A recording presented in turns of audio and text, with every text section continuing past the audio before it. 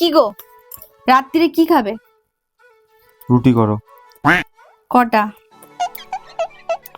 4টে করো। 4টে রুটি খাবে? ঠিক বলছো তো?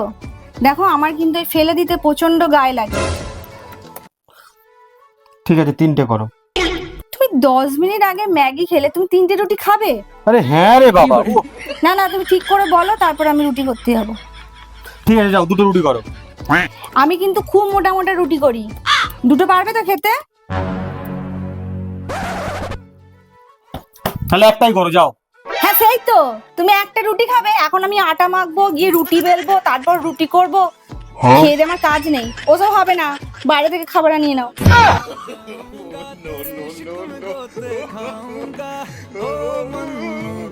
আমার জন্য বিরিয়ানি নেবে? হ্যাঁ।